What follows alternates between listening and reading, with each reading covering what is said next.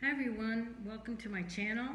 And today we're going to be exploring mythical creatures and answer some of your questions that you might have about do they exist, are they real, I don't know, we see them more often, those kinds of things.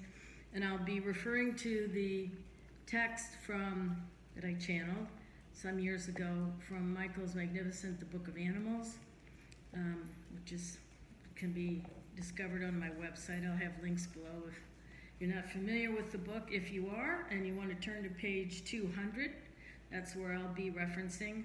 Also, before we get started in the text, if you're new to my channel, the paintings behind me are original. They're filled with light language, and each one is guided by Archangel Michael. If you don't know about light language or star codes, how they can help you, how we can all work with them, there are more uploads on my channel, so I'll put the links to those below also. And these are digital prints, obviously, from the originals, but I'll have more information in the description box. Okay, so settle back. I hope we'll be here a little while, and your comments are always welcome, along with any chats. So let's begin. Mythical creatures and animals in other dimensions. The Archangel said, "Let us begin this with a prayer. To all those who believe that mythical creatures are just mythical, we ask that you open your minds. To all those that hold the belief system that life, including animal life, only exists on Earth, we ask that you open your mind to infinite possibilities. Mythical creatures have been part of your culture throughout the ages. They are not simply make-believe as in Aesop fables and other stories you or your children may have been introduced to. They are by nature often larger than life and extend themselves beyond normal reality, at times competing with mankind's imagination. Some mythical creatures, certainly and fully and totally, were created in the minds of humans to the delight of people of all ages. However, many so-called mythical creatures actually did exist and do exist in the spiritual realm. Many of you know of fairies and druids and elves and nymphs. They could be considered mythical creatures, I suppose. You do not have to see a mythical creature to know they exist any more than you need to see the wind and feel the wind to know it exists. Some mythical creatures have chosen to show themselves in physical form during the evolution of your planet. I would like to name some of them now. Dragons, centaurs, griffins. Can you guess the last one? Unicorns. Many creatures are considered mythical because of their supernatural powers. We will only be examining in our time together creatures that exhibit light. Often creatures are part human and animal, but not always. Being mythical, Michael says, is a rather large category to us. Being a creature is another. Legends have grown from mythical creatures. Consider Gulliver Travels, for example. Mythical creatures can be fascinating to the human mind because they appear in endless varieties and creation. Cyclops, the werewolf, vampires are things of literary work. They do not exist in the light. Sirens are another mythical creature. There are sirens of the wind, which often appear to us as part animal and part angel. Sirens and sea serpents are relatives of each other. Perhaps no other creature carries as much awareness as, anybody have a guess before I say? Pegasus, the winged horse. Pegasus does exist in the spiritual plane, and as many spirit realm creatures, they serve a huge purpose on your earthly planet and continue to be of service today. Pegasus is known for helping damsels in distress in literary fiction, yet there's nothing fictional about Pegasus. Pegasus and many other spiritual helpers work largely unseen, though they can present their actual bodies energetically to those upon command to see energy. And I've had the pleasure of working with many clients that do, and if you have seen Pegasus before and maybe some of these other creatures, want to comment below, that will be interesting for our group, I think. This is not difficult for animal creatures that dwell in the spirit realm. They do this all the time. From my perspective, Pegasus is a savior of all unborn souls. By this I mean he is able to oversee and transport unborn souls who are ill to a place of wellness. He does this with instructions from the Elohim, those high beings who sit at the feet of infinite source, when they're called upon. Pegasus also has been known to soar through time and dimension to help infants and very young children in distress. Pegasus is also able to transport the soul of any animal as well as a human being.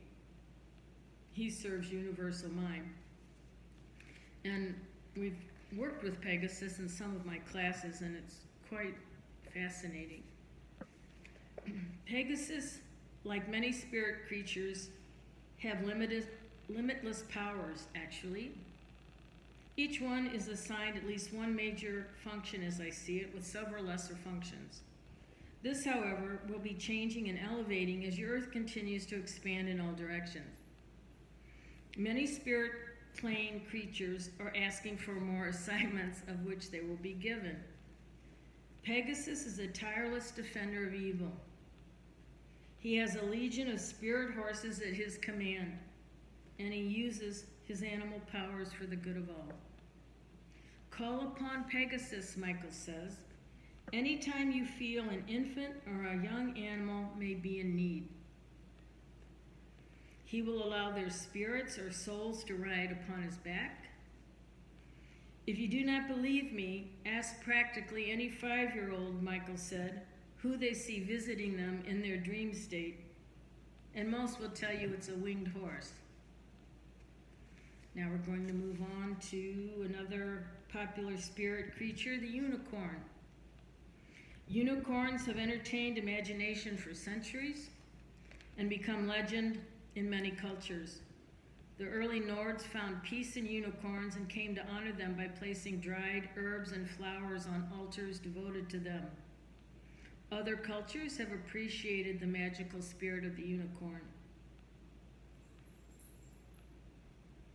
Canines especially enjoy telepathically communicating with unicorns. In rough numbers, there are about 5,000 different varieties of unicorns. Some animals know them all. Some animals rarely call upon them. Some species of snakes are known to embrace a similar consciousness to the unicorn, so much so that the giant pythons, for example, consider the yellow unicorns their best spiritual friend. For your understanding, the horn of a unicorn can contain any number of healing gems and codes to help them do a large variety of work. And again, I've had the pleasure of presenting classes where we work with unicorns, and we use their resins for healing. And so Michael goes on to say their horns also contain a powdery type of energetic resin used in many healing ceremonies. The major mission of unicorns, anybody know that? In the spirit plane is to speed good cheer to all living beings. Some animals are visited by unicorns while they are experiencing the birth process. Just like humans, however, some animals are more energetically aware than others. Some animals, as with humans, do shut off their connection to source as a result of having attachments or other forms of energetic dysfunction. Quite often, without being summoned, the blue-green striped unicorn will come to the animals that are sad and alone. This provides many of them with great comfort. Some examples of the unicorns known to Michael are the golden unicorn, the rainbow unicorn, the two-horned unicorn, the topsy-turvy unicorn, and the violet flame unicorn. They are all a family. They work as a group at times, not always independently. In a similar way as guardian angels work together in the light, so do unicorns. Unicorns also once roamed your earthly earth, choosing to show their physical bodies. They, like many of the mythical creatures, will be showing their physical bodies again on earth. It is with great delight that I announce this, if it is news to you. All right, the next creature we'd like to talk about are centaurs. Centaurs have been depicted in pre-Greco-Roman times as having a strong human torso and goat legs, a goat tail, pointed ears, horns, curly hair, and full beards. However, later female centaurs were also acknowledged. Centaurs were often depicted as wild and lusting. This depiction gave rise to the early 14th and 15th centuries to a saying, "You have a centurion heart." Not all centaurs who reside in the spirit plane are wild and lustful. Some are particularly scholarly and humane, Michael said, embodying many of the characteristics of nobility and justice. Legends are simply that, stories which are often exaggerated over time. One of the best-known centaurs is Chiron. Chiron the centaur originally came to Earth from the star or comet known as Chiron in the outer solar system, which orbits between Saturn and Uranus. All right, I'd like to move on to griffins and like to cover mermaids. Griffins, anyone know what a griffin looks like or seen a griffin energetically? They have 4 legs. The front 2 legs are of an eagle, with the rear hind end tail being that of a lion. Most but not, oops, I lost my earring. Most but not all griffins have feathery wings with feathers, often extending down their necks and chest. Their feathers are not like angel wings, rather thicker and luminescent as angel wings are. Griffins were respected symbols on Earth, representing strength and speed with the vision of an eagle, while combining the courage of a lion. Mother Mary said that she was comforted by a circle of griffins as she entered the tomb of Jesus. You may likely still see today replicas of griffins guarding various buildings. Wild turkeys often communicate with the griffins for reasons that escape me, he said.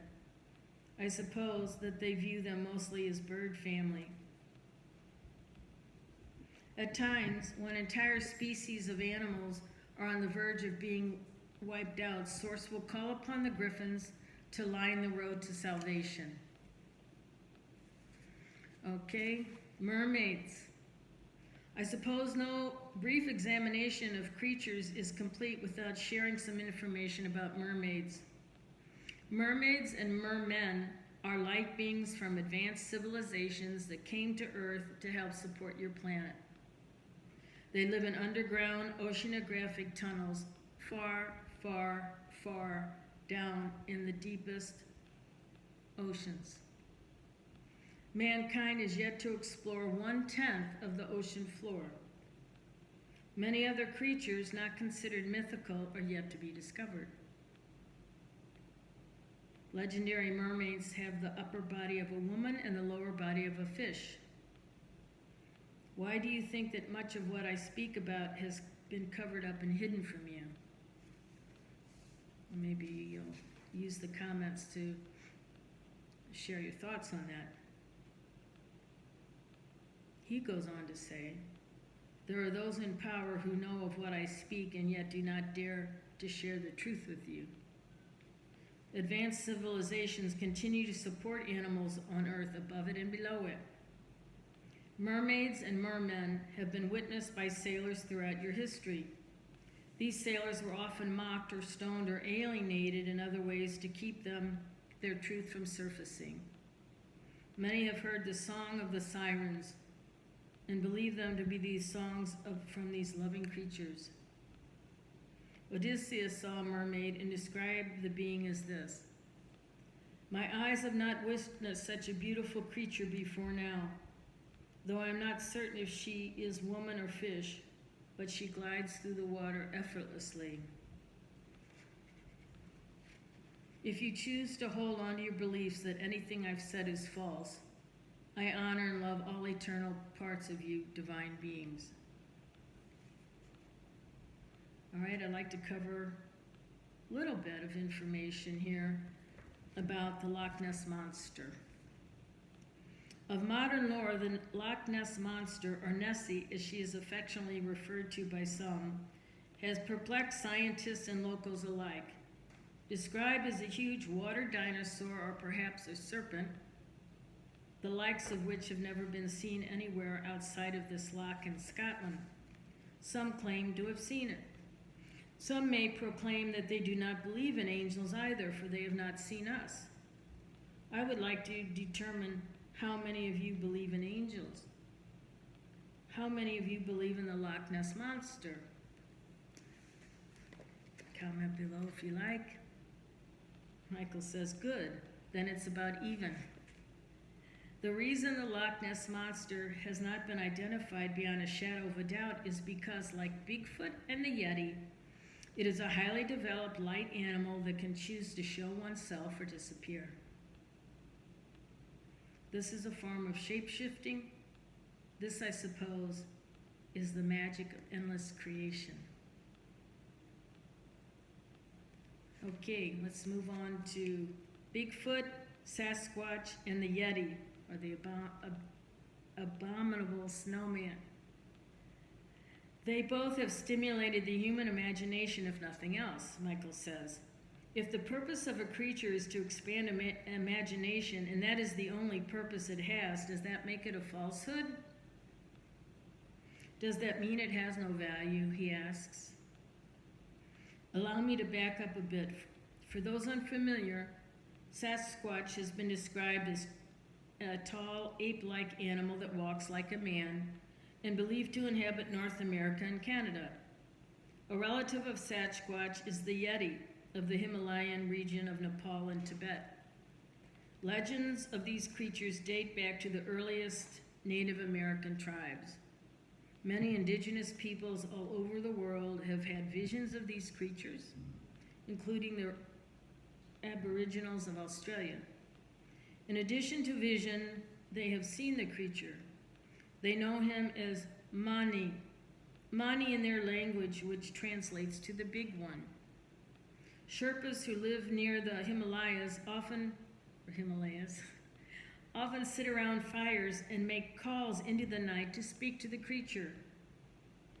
Whether your worldview is that these sightings are a hoax, simply legend, or whether you may have seen much of the creatures yourselves, all is well in the world. Much goodness comes from the sharing of the differences of opinion. Shape-shifting. Shape-shifting is the ability to transform one's appearance into another. Animals easily shape-shift. Most do this while they are sleeping. Cats do, dogs do, equines do with ease. There are literally hundreds of creatures inhabiting your planet, and they are here to spread love and joy. Those that are not in the light are not spreading love and joy. Allow me to share some of them by names that are here to uplift your planet from other galaxies. And I think maybe I'll end with this and we can have a part 2 if you like. They include Zephyrs from Sirius, Nomads from Octavia, Celtics from Andromeda, Crustaceans from the polar ice cap, and Multiplexes from the galaxy of Dominion. Sometimes a spirit animal will appear to other animals, sometimes they appear to humans. Humans refer to spirit animals often as animal ancestors or power animals, and animals do have animal guides, although some of them are unaware. Others communicate with them moment by moment and miss their presence when they are temporarily gone. So I think I'll end this here. There's much more to continue with, and I hope you'll join me then. Thanks, everyone. Bye now.